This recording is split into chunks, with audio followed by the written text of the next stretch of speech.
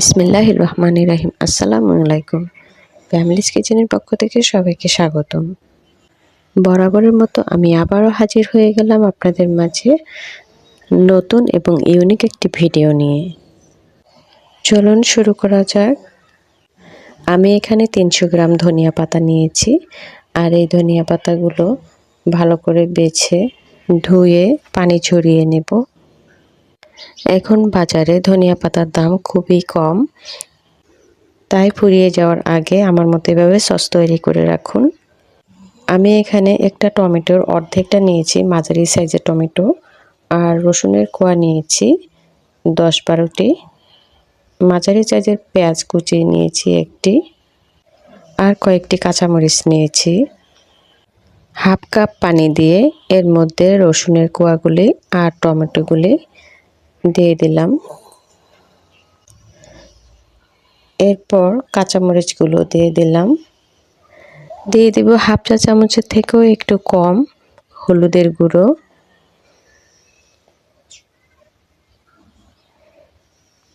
আপনারাও আমার মতো এই প্রসেসে ধনিয়া পাতার সস তৈরি করে রাখুন।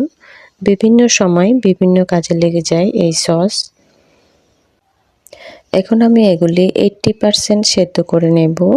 এর মধ্যে আমি দিয়ে দিলাম 3 টেবিল চামচ ভিনেগার। এই সসটা এত মজার হয়েছে, বিকেলের স্ন্যাক্সে বা ঝাল জাতীয় যে কোনো খাবারের সাথে এই ধনিয়া পাতার সসটি খেতে পারেন। খুবই মুখরোচক এই খাবারটি। রসুন, টমেটো, কাঁচামরিচ আমার 80% সেদ্ধ হয়ে গেছে। এখন আমি ধুয়ে পানি ঝরিয়ে রাখা ধনিয়া পাতাটি দিয়ে দিচ্ছি। তো ধনিয়া পাতাটি দেওয়ার সময় অবশ্যই চুলাটা অফ করে নেবেন। আমি ধনিয়া পাতাটা সেদ্ধ করব না, শুধু এর সাথে 1 মিনিট একটু এভাবে নেড়ে নেব চুলাটা বন্ধ করে। খুব ঝামেলাহীনভাবে এবং খুবই সহজভাবে ধনিয়া পাতার সসটি তৈরি করেছি এবং আপনাদের সাথে শেয়ার করেছি।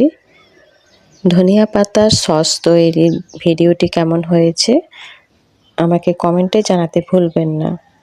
ভিডিওটি দেখতে দেখতে যারা এই পর্যন্ত চলে এসেছেন সবাইকে জানাচ্ছি অসংখ্য ধন্যবাদ। ভিডিওটি দেখতে দেখতে প্লিজ একটা লাইক দিয়ে দিবেন। আপনার একটি লাইভে আমার এই চ্যানেলটি অনেক দূর পৌঁছে যেতে পারে। তো ধনিয়া পাতাটি আমি 1 মিনিট এভাবে নেড়েচেড়ে নিয়ে ঠান্ডা করে নিয়েছি। এখন আমি ব্লেন্ডারের জারে দিয়ে দিচ্ছি। নতুনরা যারা আমার ভিডিওটি দেখছেন প্লিজ অবশ্যই ফ্যামিলিজ কিচেন চ্যানেলটিকে সাবস্ক্রাইব করে পাশে থাকবেন নতুন আরও ভিডিও পাওয়ার জন্য। তো আমি এখন সবটুকু ব্লেন্ডারের জারে দিয়ে দিলাম, আর একদম মসৃণ করে এটা ব্লেন্ড করে নেব। এখন আমি দিয়ে দেব 1 টেবিল চামচ চিনি। সেদ্ধ করার সময় কিন্তু আমি পেঁয়াজ কুচিটা দেইনি, এখন আমি সেই পেঁয়াজ কুচিটা দিয়ে দিলাম। দিয়ে দিলাম স্বাদ মতো লবণ, আর দিয়ে দিব ভিনেগার। আমি সেদ্ধ করার সময় 3 টেবিল চামচ দিয়েছি, এখন আরও 3 টেবিল চামচ ভিনেগার দিয়ে দিলাম।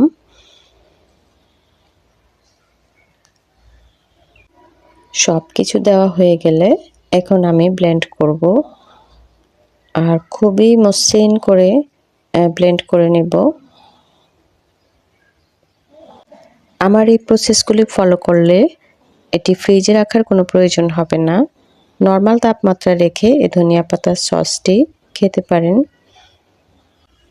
তো আমার মনে হচ্ছে আরও একটু ব্লেন্ড করা লাগবে, আমি আরও একবার ব্লেন্ড করে নেব।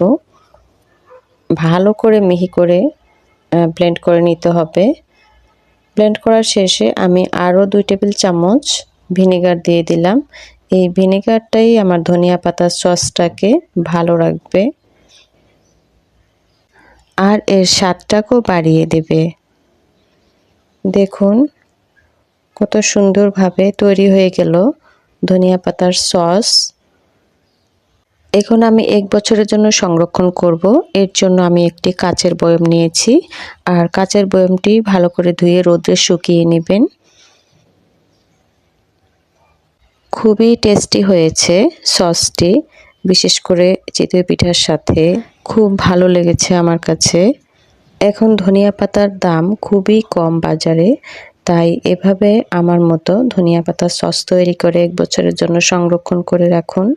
সসটি তৈরি করতে কোনো ঝামেলাই হবে না এবং খুব কম সময়ে এই সসটি তৈরি করা যায়। শারীরিকভাবে আমি এখনও অসুস্থ, তাই সবাই আমার জন্য দোয়া করবেন।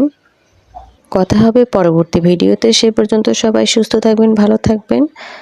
আল্লাহ হাফেজ। আসসালামু আলাইকুম।